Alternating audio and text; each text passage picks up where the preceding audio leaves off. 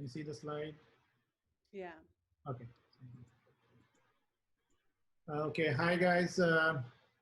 Thanks for joining us. I see quite a few of you familiar faces and also some new faces. So welcome. Today we're starting with this new topic. Basically, not new topic. We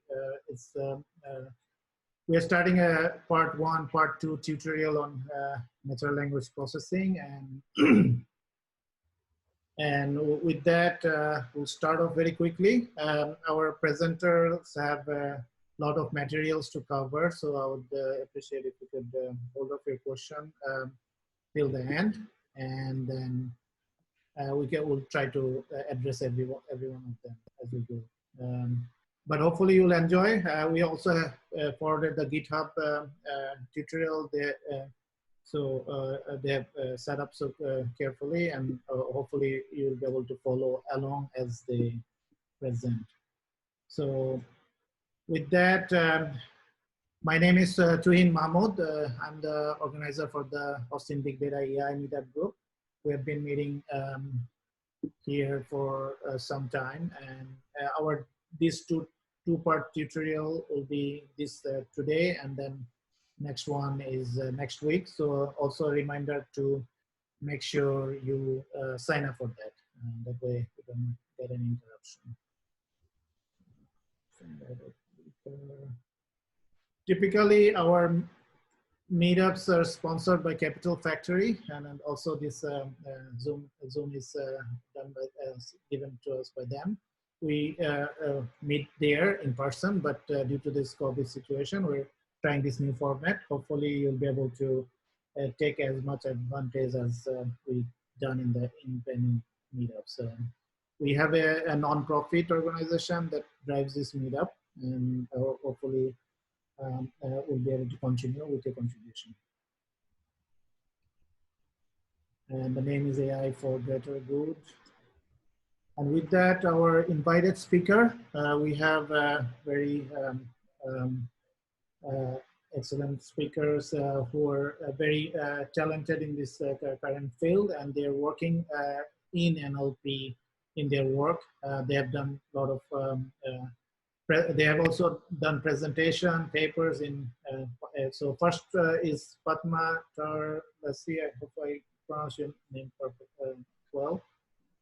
She's a data science fellow at Quantsite. Quantsite is also our sponsor, and they've sponsored other pages. So she does OpenAI work, NLP related conferences. She's also a Pi Data Austin member driver. Anaconda Con, she had some presentation. PhD from UT Austin, and also she did her master's from Stanford. So very accomplished presenter. And next one also by Pamela.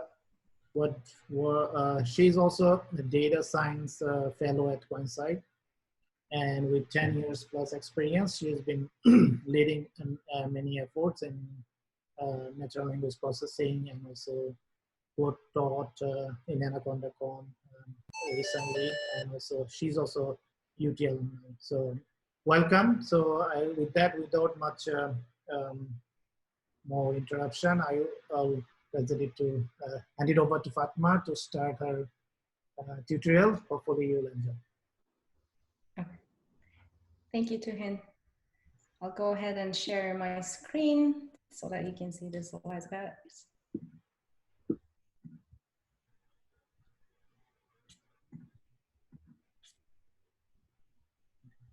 Alrighty, I hope you can see this. All right, let me go ahead and fix something real quick to save some bandwidth over there.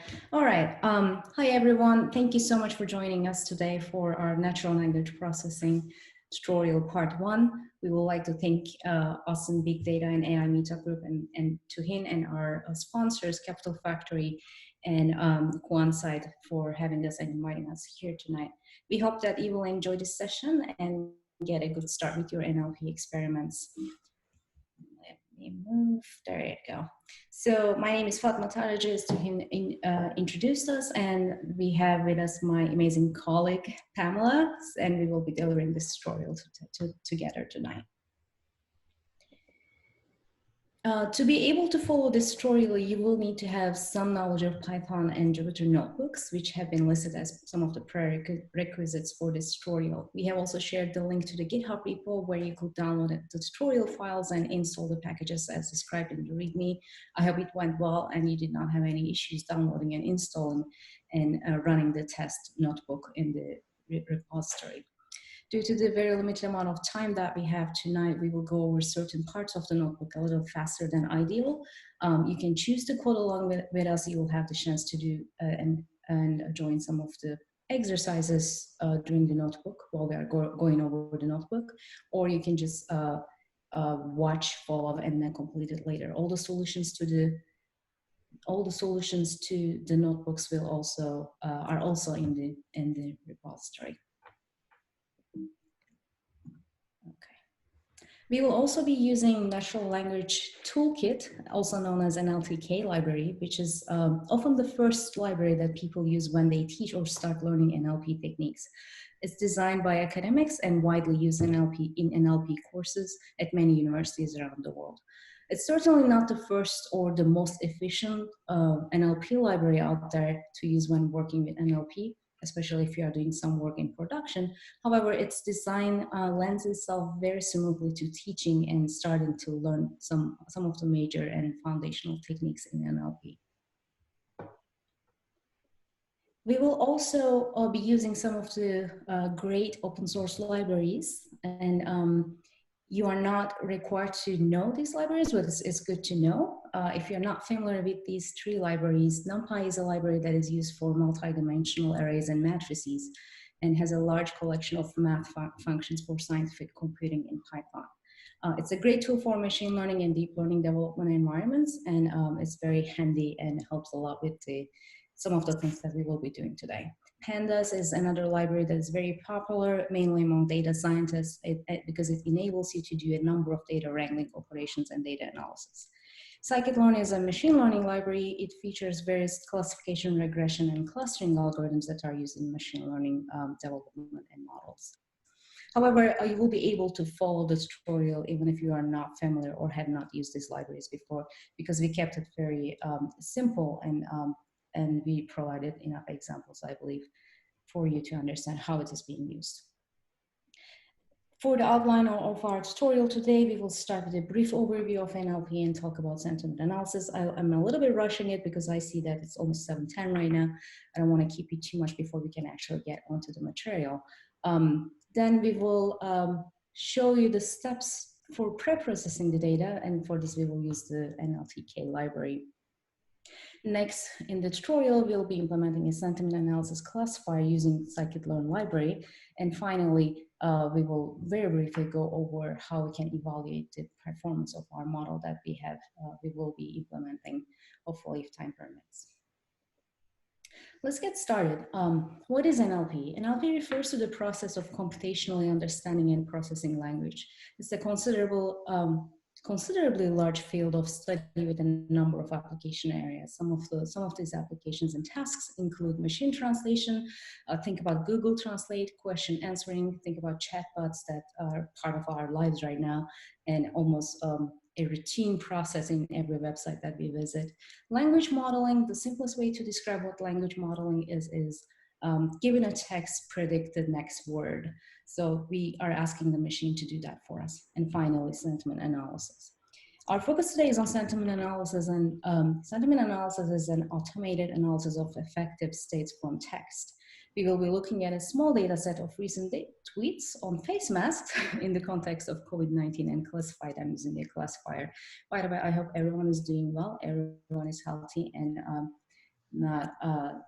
not have impacted too much from this pandemic that we have been suffering from. And with that, I will start talking a little bit more about what sentiment analysis is and how we will use it today. Sentiment analysis is the process of identifying and extracting opinions from text or voice data. Polarity analysis is the most common version of sentiment analysis. Classifying text as positive or negative is what we refer when we say polarity analysis. As easy as this may sound, this is actually a fairly difficult task for computers, and sometimes for humans as well, because natural language is highly complex. Let's, for example, look at these sentences and think about the cases where we can't simply classify or label a sentence as positive or negative. These are some of the twists that I pulled out from some of the recent ones. And if you can look at the very brief, I'm not going to read them, but if you look at the first two, you can probably very easily say that, you know, this is a relatively positive or relatively negative sentence. And this will be probably easier for the computers and machines who are applying an NLP model to predict as well. Looking at some of the words and the relations among them would indicate that to the model that, you know, this might be most probably a positive sentence, and a similar prediction analysis will go for the second one. But the other two, the last two sentences, are not so clear because we see some humor in there. We see some like cynical approaches to the idea of to the concept of face mask, and this may not be as easy as the other ones to predict for a machine learning model.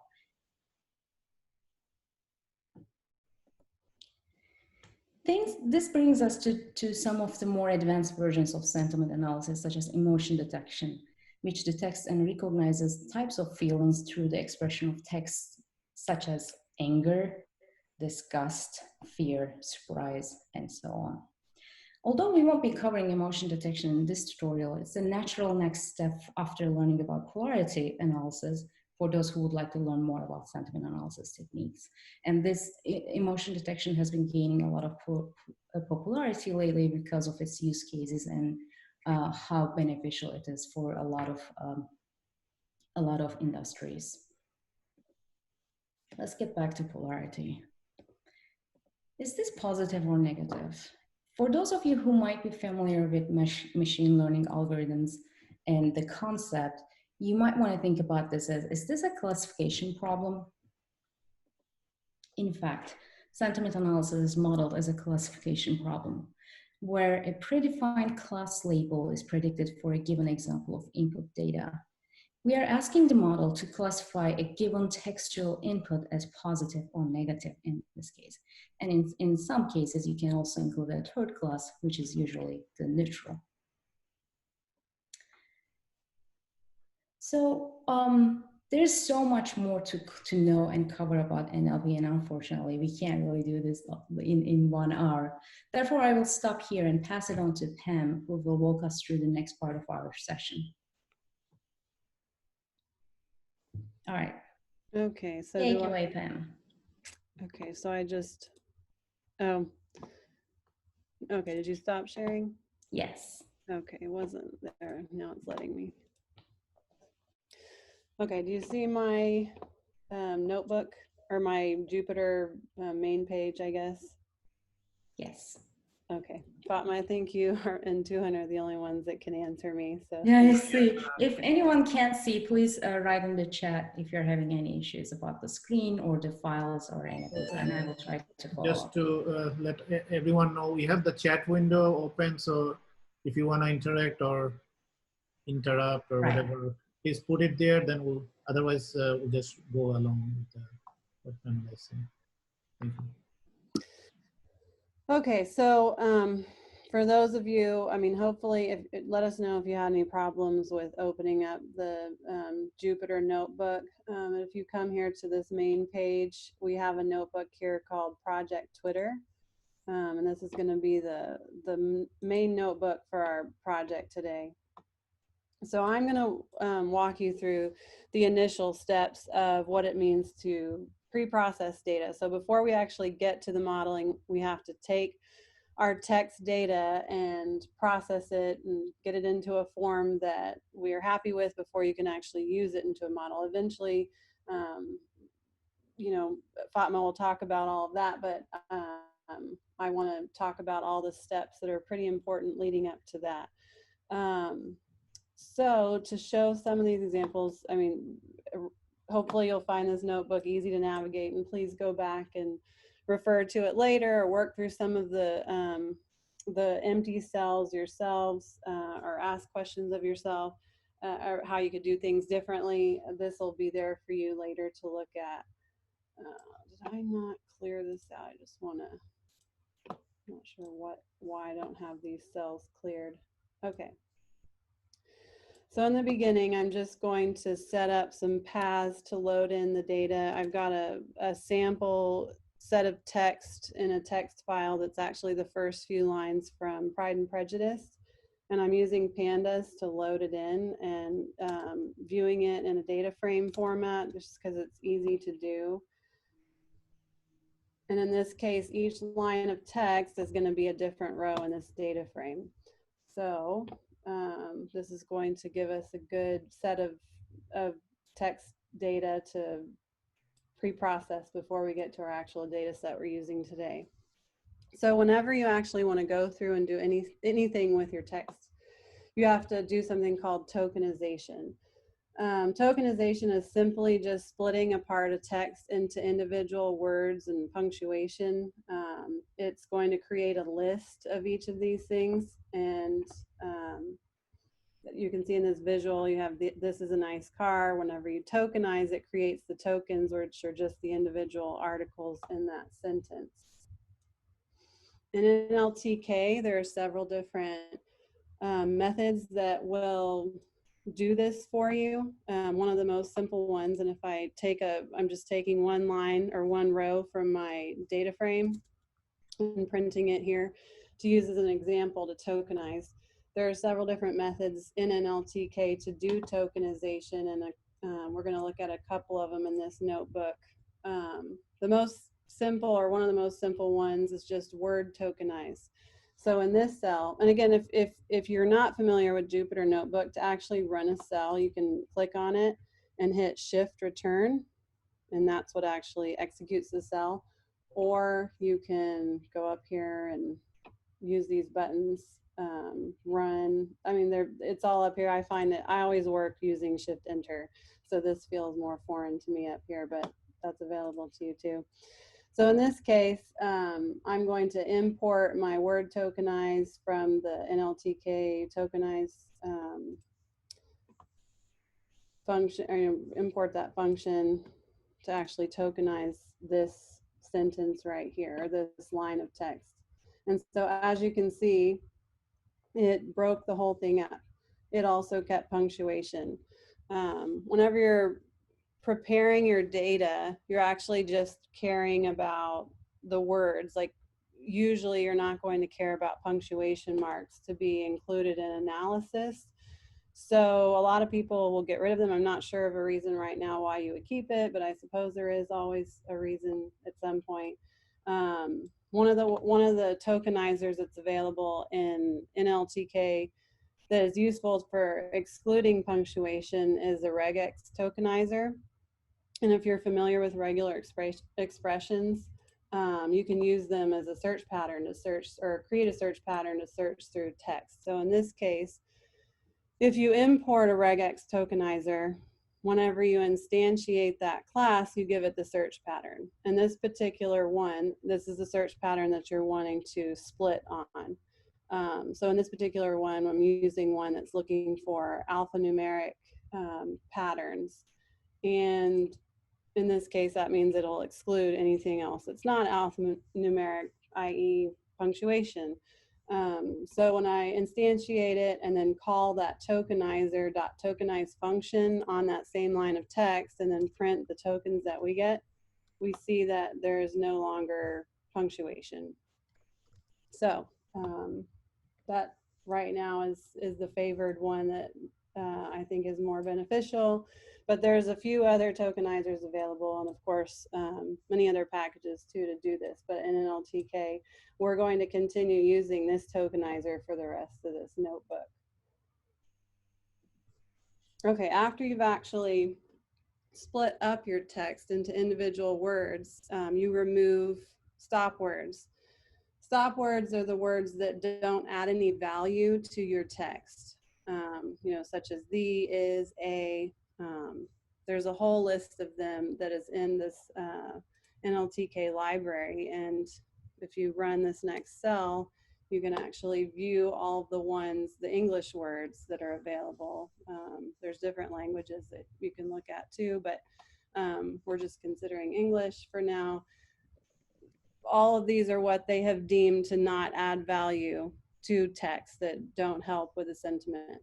Now, of course, if you're doing your own project and your own research, you might create your own list of stop words to remove, or use this as a basis, and maybe some of them you found do add value, you can remove them. You can always edit and modify it, but this is one that is useful to start with. So you can use that list to compare, so to actually remove stop words. So if a word in your text is in the stop words list, you just won't keep it. So in this cell, I'm actually going to, you know, there's an opportunity you have to actually go through and remove them yourselves. You can use a for loop, or in Python, we have list comprehensions, which are pretty much the same thing, but a nicer, more concise way to write a for loop to remove all the stop words from your tokens list. So here, I'm going to call this tokens, no SW, and start my list comprehension with the bracket. And we're going to say we want to return word for all the words in the tokens list. If it's not a word, in stop words dot words English. Hopefully this is going to run and I wrote that properly. So again, like what this is doing is returning the word for each word in the tokens list if it's not a word in the stop words dot words list. Hopefully that makes sense, and it looks like that ran. So if we go back to looking at, I'll print my tokens just to compare here. It removed quite a bit that were in that list. So it still counted these as being important, but as you can see, it, is, she, for, all those things were removed because they were in the stop words list. Okay, moving along. Next, if after you've removed stop words and you've got just your important words within your text that you want to use for your analysis later, you actually can do something called stemming. So words can be in many different forms, past tense, future tense, you know, plural and singular. And so if really those different types don't, you know, if you could reduce your data set down to just the base root of what those are, then that's reducing, you know, or it's helping out in for your model later. So it's useful to actually get something called stem, the stem of the word. So whenever you're doing stemming, it reduces it down to a root. And stemming is just a pretty rule-based method of going and chopping off the end of the word. So in this case, you can see in this visual here that in these cases, it just chopped off the end. Something like radii, it didn't see an S on the end, so it just left it as radii. There's actually something else called lemmatization, which we're not using here, that will create the lemma, or it will actually change radii to radius, or if you have a verb and you want to, you know, say this spoke was the verb form, it would change it to speak, that sort of thing. So at the very bottom of this notebook, there's a bonus section where it goes through lemmatization. That's a little bit, oh, sorry, go ahead. Sorry to interrupt you. I've been getting some notes about to slow it down a little bit. I think we are having some, problems to follow up. If there's any section you would like us to reiterate, please let us know. Yes. Yeah, I'm sorry. We're trying. I am trying to get through quite a bit. Just yeah, I know it's fast. Yeah, we are aware of it, guys, but because we have only 1 hour, we wanted to cover as much as we can, and we provided some scaffolding in the notebooks and the solutions as well. But please let us know if you have any questions or if there's anything we can help out throughout the tutorial. So sorry, Pam, go ahead. No, thank you. Thank you. That's really useful. I'll try to go through this more slowly. I'm not seeing any feedback, so I feel like I'm right. Yeah, that's what I thought. Okay, so going back to stemming, hopefully we're all caught up. I don't know if you are about the tokens, and from what I've spoken before, tokens is simply splitting apart a text into individual words. So now you have a list, and each element is going to be a word in that list, and then you've removed the unimportant words from that list. Those are called your stop words. And now with stemming, we're reducing the remaining words that are now in your list to a stem. And those stems, as I want to point out, may not be actual words, but the computer does not care about that. It doesn't know what words are. It's just going to look for things that it can build relationships on. So again, with stemming, it's just a very harsh way of chopping off the end, and a lot of the times that can be good enough. This is the most simple thing to do. And I think with a lot of projects that you're doing, starting with the most simple way is a good way to see if it's going to work good enough for your needs. And if not, then you can, dig further, see if you need to do something a little more sophisticated or complex. And so here we're just using stemming, but I was pointing out also something called lemmatization, which is a bonus section at the end. And maybe it's confusing that I'm mentioning it at all, but I encourage you to look at the difference between stemming and lemmatization later when you have time to go back and look through all of this. Okay, so coming back to where we are in this notebook, in NLTK, a couple of options for stemming that you can do. A couple that are listed here are the Porter stemmer and Snowball stemmer. They're pretty similar between the two of them. We're going to use the Porter stemmer. It's one of the older ones available, and just again, it's just a very rule-based, chop the end of the word off, depending, it's looking for S's and D's and things like that. So in this case, I import the Porter stemmer, and then I'm going to instantiate my stemmer. And in the list of tokens that I have so far, let's go ahead and print those. There's not very many in this set. We just have a few of these. We'll see more of what it does to some things later, but we're going to actually print out what a stemmer will do to each of these words. So as you can see with something like returned, the stem of it that the stemmer found was return. And then something with misses, it just took that S off, which you may or may not care about. So these things are not perfect.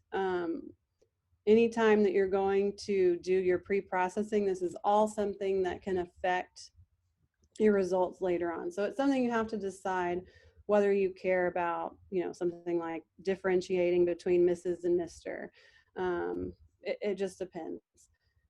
So in this case, this is what a stemmer would do to these things. And that's one of our final steps before you actually move on to something called word embedding. But before we get to that, I want to go back and reiterate all these steps again. We're going to go back through them again together one more time on the data set that we're looking at today. Fatma, can you tell me if we're ready to move on? I think we are doing okay in terms of time. If anybody would like to revisit one of the sections quickly, please let us know. If you're completely lost and are not able to follow, please let us know so we can quickly get back to it and then move on. Okay, I'll give it 5 more seconds to see any response. If not, I think you can continue, Pam. Okay. Yeah. Okay. Well, I'm just going to go and point out that the data that we're using, if you go back to this main page, there's a folder called data, and that's where it's got all of these files that we're loading in, if you happen to need to go back and look at them. So in this case, whenever I want to actually read in the CSV file where the data set is today, it's going to be in the data folder in, no, I forgot what it was called, COVID tweets, that's right. Oh, and it's, forgot to do this before. Actually load that in. And I also wanted to point out one other thing that I don't know if we'll have time to talk about this more, but when Fatma actually went and scraped for this data, she created a notebook here in Sandbox describing how she got this data. So she went through Twitter and used something called Twint to actually look or search for mass. And she goes into all of how she did that in this notebook. So I find that pretty interesting. It would be good. We're not going to go over that today in detail, but I just wanted to let you know that that's there. She has loaded or saved it into a CSV file that we're going to use today.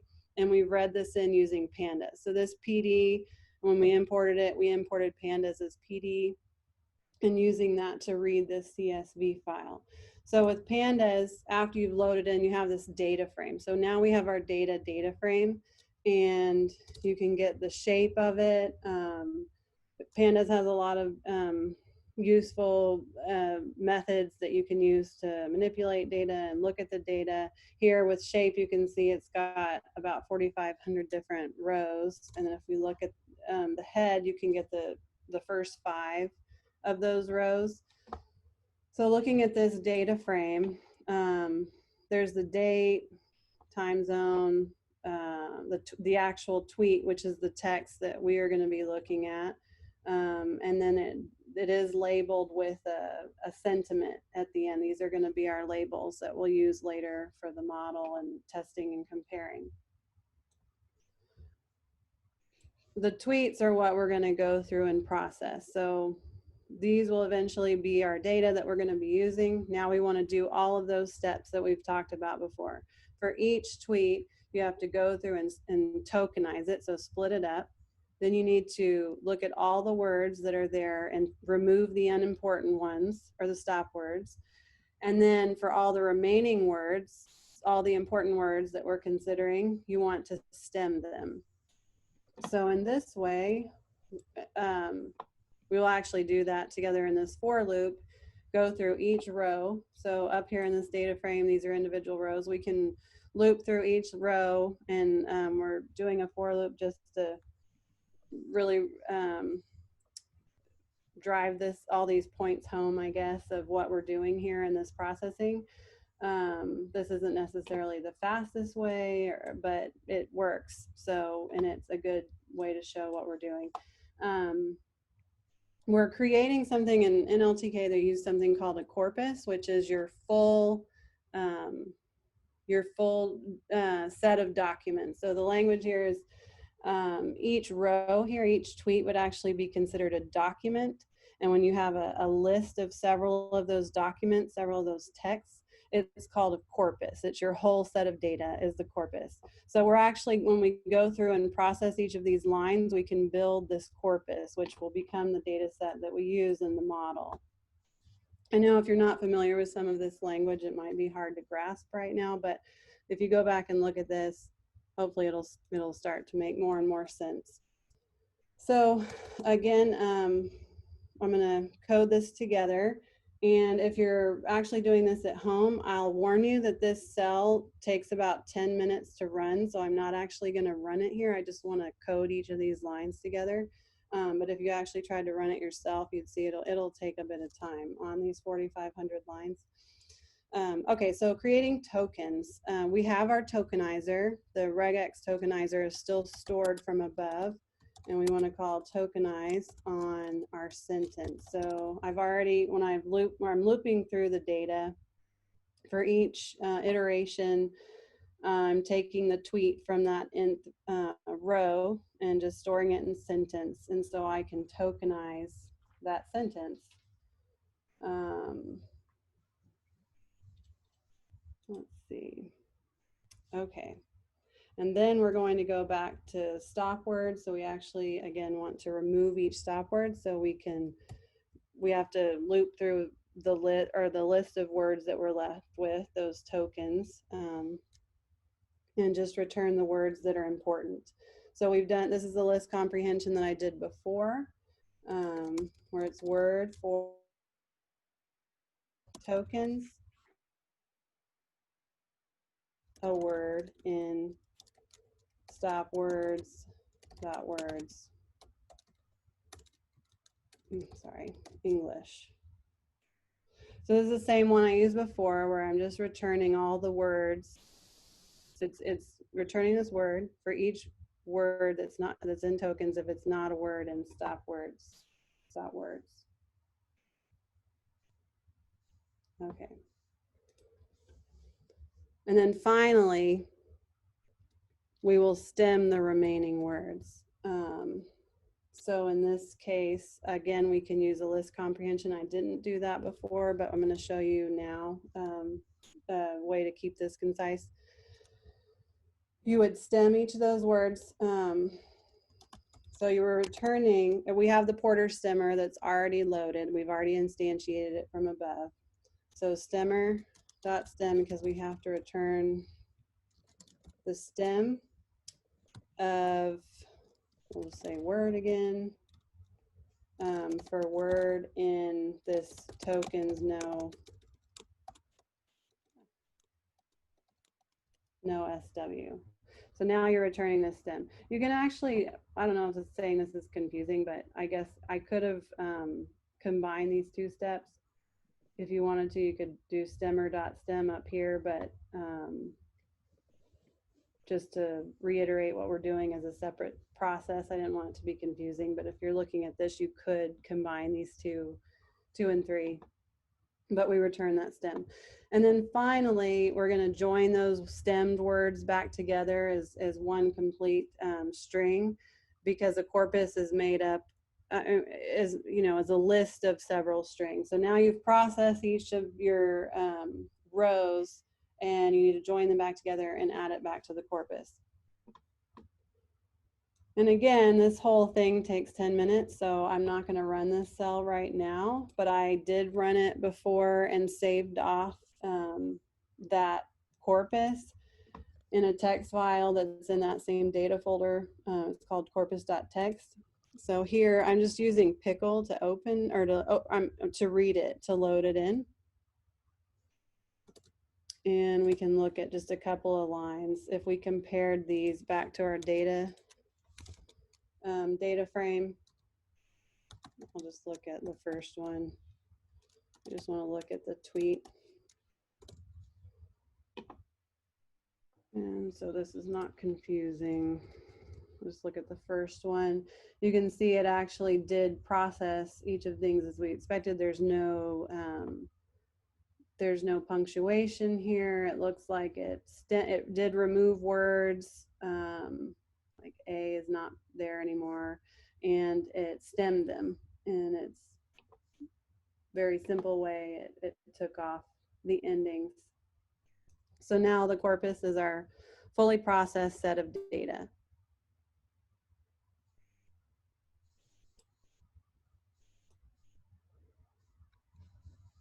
Okay, and unless somebody interrupts me, or Fatma, you'll have to tell me. I think we are good to proceed.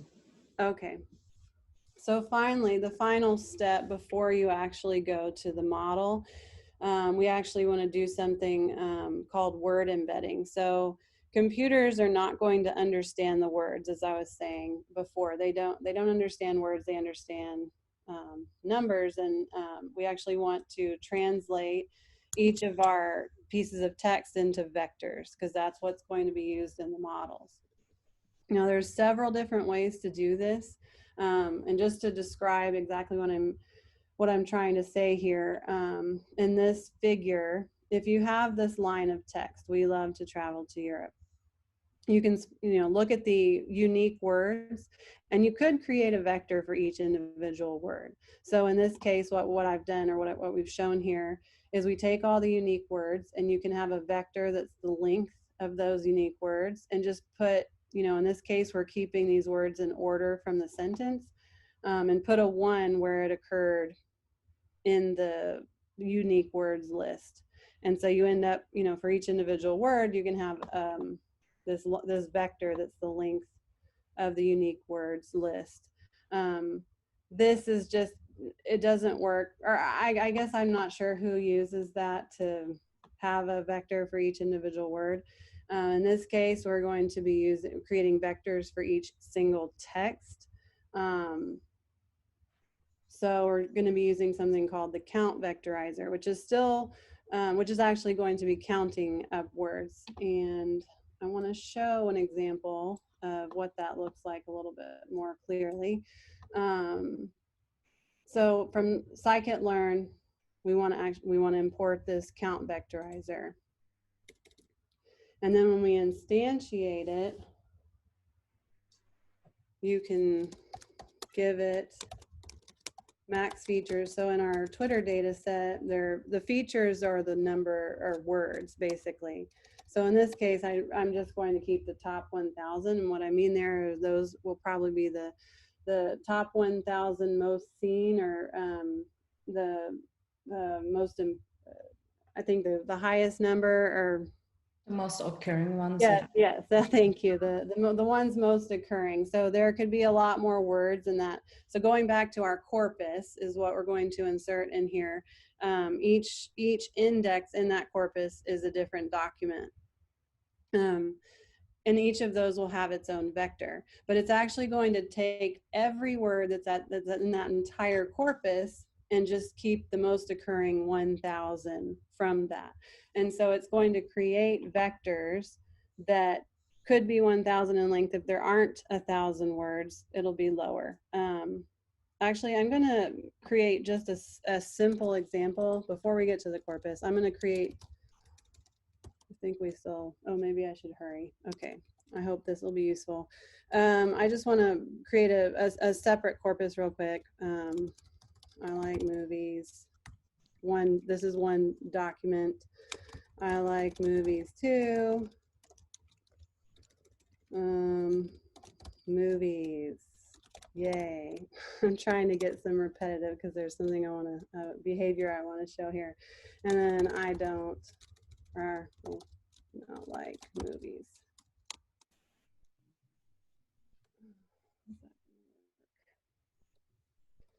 And then if I actually want to, we'll use this line of text here, this same cell, to put our corpus 2 in. This, I just want to show, oh, did I not run this up here? Okay, yeah. Helps if you actually run the cell to do the work. Okay, so this is using Pandas to show these vectors in a better way. So it's actually just going through and counting them. So as you can see, this first, I like movies, this line corresponds to that sentence, and it took all the words that were available in this corpus, and I didn't do any processing on this, obviously, but you know, the count vectorizer doesn't care about that, what I've done previously.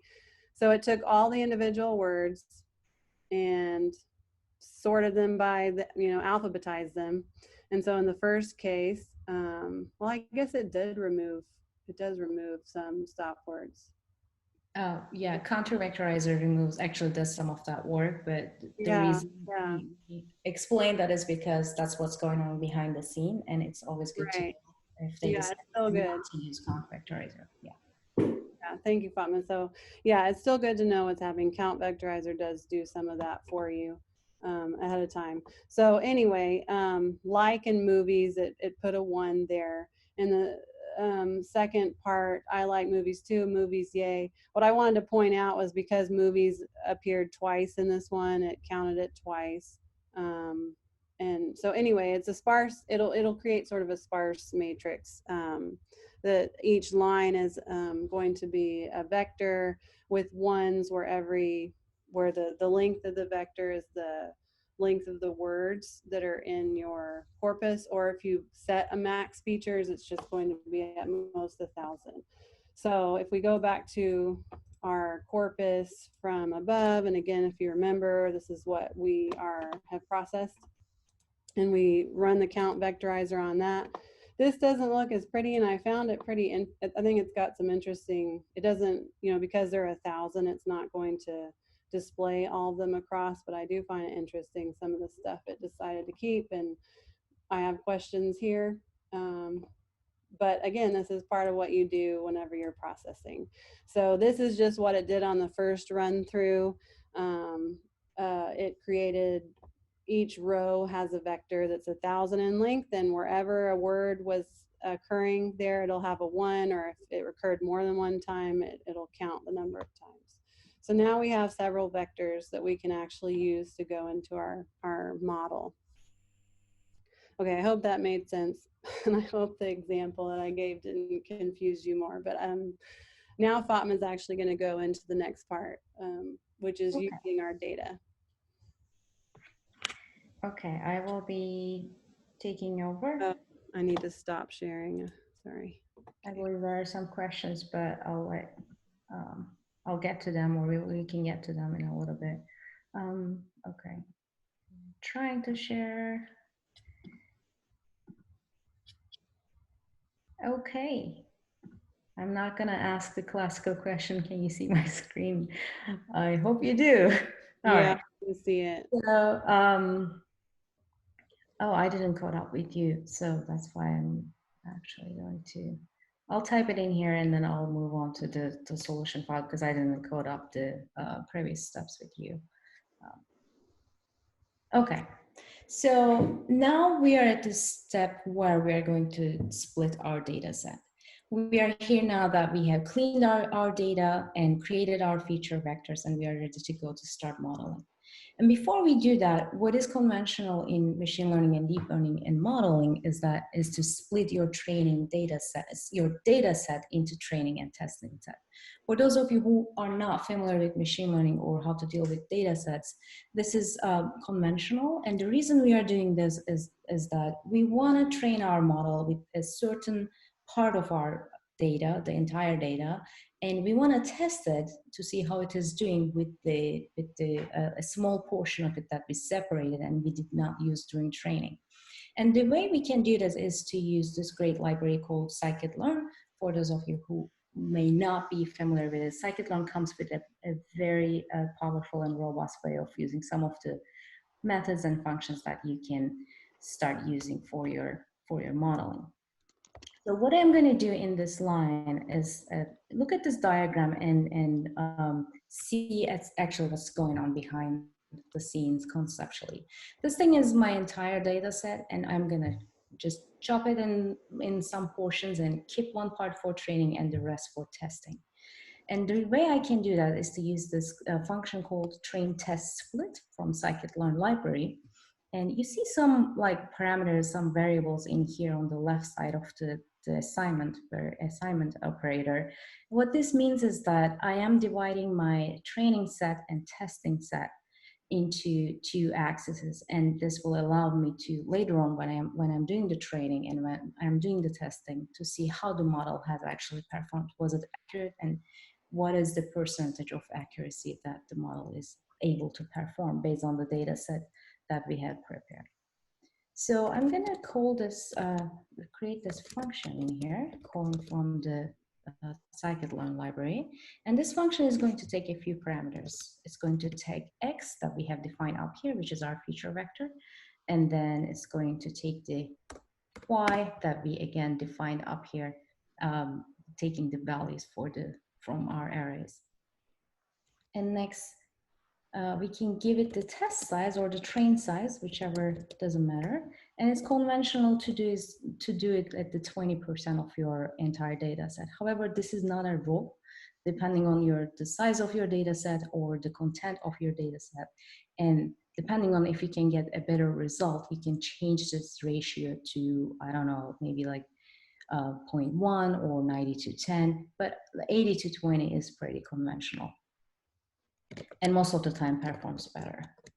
It will also give it a random state. This parameter is for seeding our model so that if we want to go back and change things, and if we want to see where the problems or where the performance results are coming from, having a random state is crucial. So you might want to do that. Okay, I'm not going to run this test, this cell, because the previous steps haven't been filled in, but we are gonna show the entire results when we go to the solution file. After we have defined the split, now that we have a data set divided into two subsets, one training and one for testing, and we properly named them. Coming down here, now we're going to select a classifier. A classifier is a model that is handed to us by Scikit-Learn library. And for those of you who are familiar with decision trees or random forest algorithms, we are going to be using random forest classifier for this specific case. The reason why, there's really no specific reason. That was one of the ones that performed slightly better than the others. But Scikit-Learn library comes with a number of classifiers and other algorithms that you can use for your models. And generally speaking, this may not be true for a lot of the cases, but random forest classifier often performs relatively well for sentiment analysis problems. So we are going to initialize the random forest classifier here in this cell. And this classifier is going to take a few parameters. If you go to the documentation page for Scikit-Learn, you will see that random forest classifier comes with a number of parameters, which is kind of scary. But don't worry, because we won't be needing many of those classifiers for our purposes today. So what I'm going to do, I'm going to be using only a few of them that I listed in here. The first one is Estimators, and this is basically the number of trees that I want in my random forest. If you're not familiar with decision trees or random forest algorithms, it's a little bit, I wish I had the time to explain it, but go ahead and look it up, and then it will definitely make sense. The default value for a number of estimators, number of trees in my forest, is actually 100. If I did not specify this parameter in here, it will still be 100. But you can change this number to any other arbitrary number and experimenting to see if it affects the results in any way or if it makes it better. These are some of the things that you have a room to play with and experiment to see the results and see what works better. The next parameter that the classifier is going to take is criterion. And criterion is basically a function to measure the quality of the split that we have done. In this case, I'm going to use entropy.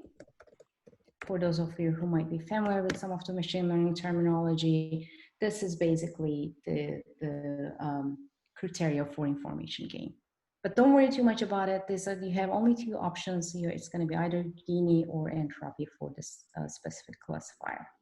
And finally, just like we did above, we are going to specify a random state. This can be any number. You can just choose any number to seed your model. And the reason we are providing this number is because we want to, if we want to go back and debug or change things, we want to reproduce the previous model that we have worked with. That's all we need at this point for initializing our random forest classifier. Now what we're going to do is to use two other functions from Scikit-Learn, and those are fit and predict. So what's going to happen in here, the model.fit is actually where the training takes place. Now that we have the classifier, we need to give it the data that we have splitted above so that it can train and learn the labels in that portion of the data. And the way we are going to do it, we are going to provide it the vectors that we have created. Next, we are going to use model.predict, and what this is going to do after the training happens with the fit, which is actually a transformation of an adjustment of weights according to the learning and the accuracy of the training. After that, what we're going to do is to predict the results of the test set. The model, remember, while training doesn't have access to X-test, which is the testing data, and doesn't have access to the labels and this part of the data. So that definitely completely getting new data without labels and trying to tell me if it is negative or positive based on the learning that it has done in the training data set. So this is pretty much what we have to do to initialize and train a classifier from Scikit-Learn. This might be like too quick or too much for a lot of you, but the main process always starts with cleaning the data and then getting it ready for the model and picking a model, doing the split, and then training and predicting. Now I'm gonna move on to the solution file because I wanna run this accuracy line. This might take a couple seconds. I know we're almost out of time, so I'll try to get it done pretty quickly. And I think we don't really need this. I didn't want to run the loop, that's why I'm doing it manually. If you're wondering. I didn't think about how we aren't working off the same. Yeah, I should have typed up as you go, but oh well. Okay. So I'm just gonna pickle it so it should be fine. There you go. Okay. So let's run this. I don't really need this. Okay. And okay. Yeah, there you go. And again, just to remind you too, that in that data frame, there was a label over there to use for the label. Right. Yeah. Okay. So hopefully I have run everything correctly, and now we are going to run an accuracy score. So what accuracy score is, again, provided by the Scikit-Learn library, is a way to measure how well your model has done. With all the choices you have made in cleaning the data, stemming it or not stemming it, it's a choice that you can do. And now we're going to run this and then see that the prediction, the percentage of accuracy in this specific case was 75%. It's not too bad, it's not perfect. However, there are a lot of things that you can experiment and change to get a better model. And finally, accuracy score is not always the best or most predictive way of measuring or evaluating your models. There are some others that I have provided here and provided some explanation as well, but I'm not going to go into it because we are almost out of time. This might have been too fast. We know that, but if you guys come back next week, we are going to do a very quick recap, and then we will move on to some of the more robust and mostly used libraries to do some more NLP work. Finally, I want to point you to two files in your folder. One is the sandbox.ipy, the notebook that Pam also showed you guys. Here you can look at how I label the data. Again, this is not a perfect way. This is in fact a very simplistic way of doing it. However, you can change these values and form it in the way that you want it. And the way I scraped the Twitter data was using this library called Twint, but please be careful. It comes with some of the personal information about the user, so you need to clean that before you put that data anywhere, like I did here. And I guess the next file that I would like to point you to is this Nlp Resources file. This is a list of resources that I am familiar with and I have used in the past, and I thought you guys might find it useful as well. Here, I'm gonna stop. We're at the hour, and yeah, I see some questions, but maybe we can, I don't know, Tuhin, maybe we can get them later on and try to answer or send the answers. I'm not sure how that logistics will work, but quite a few. Yeah, I think maybe let's kind of if you have like one or two quick question, I allowed people to kind of sure. Do you want me to pick, or are you going to point them? Yeah, you can pick if you want some. Okay, I'm looking from down to up, so if I miss your questions, I apologize that. Yeah, the accuracy score is pretty low, I know, yes. But if you look at the way how we categorize the labels and how we did some of the steps in pre-processing, there is a lot that you can play with to make it better. You should also remember that our data is only how much? It's like 2 point something megabyte. It's very small. So the learning that took place was like minimal. So it's never gonna get like too good. If it is too good, if it's like 99, that means we overfit it, and that's not good. So the more data and the cleaner data that you have, and the better choices you have made with your hyperparameters, like choosing the number of top words, or like choosing the classifier, or any of the things that you have the chance to change or replace with, would result in a different result, different the score. Yes. Okay. I'll see what other questions. General question. Okay. Okay. What is a benchmark accuracy score we should shoot for? This is, I don't think there's a magic number, but the higher the better, as long as you're not overfitting.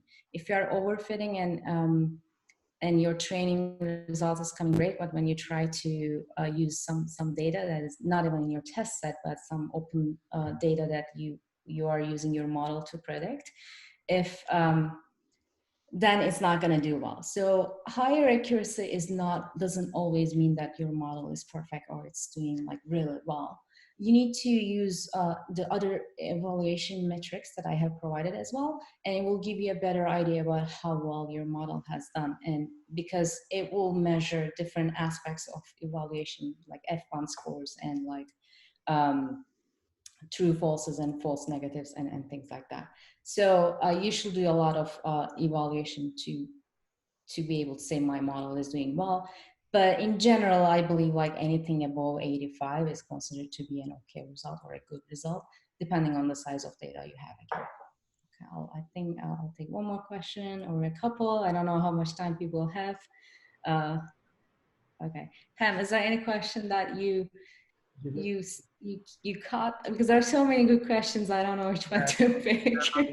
So I was suggesting maybe we can follow up, accumulate this question. If you, Pamela, if you have any favorite one. Okay.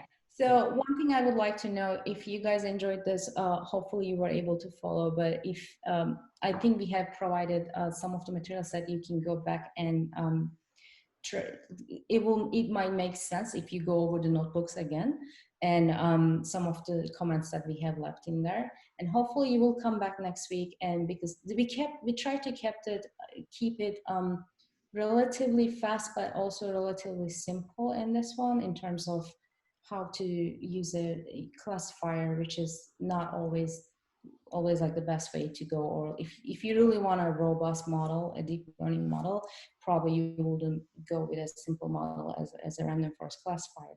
So next week we will try to spice it up a little bit and bring a little bit more robust industry level tools that is being used in the industry. So again, we will try to provide as much explanation as possible. It was kind of hard for us to gauge the level of the audience here. So, but thank you so much for coming here and having us and being with us tonight. Yeah, so thank you very much. It was an excellent presentation.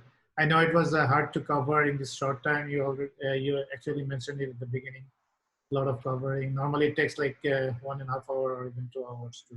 Right. Yeah. Yeah. This is probably the material for about 2 hours. But that is one of the reasons why we provided that much starter code. But in a different way, sometimes it helps to kind of give it a pause. People kind of get to it. That also helps. Yeah. So both way, excellent topic and presentation, and thanks for your time. Thank you so much. Thank you, everyone. Thank you. Everyone else, thank you for joining. Sorry we couldn't talk to you each one-to-one. Hopefully we will be able to follow up in the meetup or in the question and answer session as we go, and hope to see you in future for other topics and presentations. Thank you guys. Thank you. Thank you.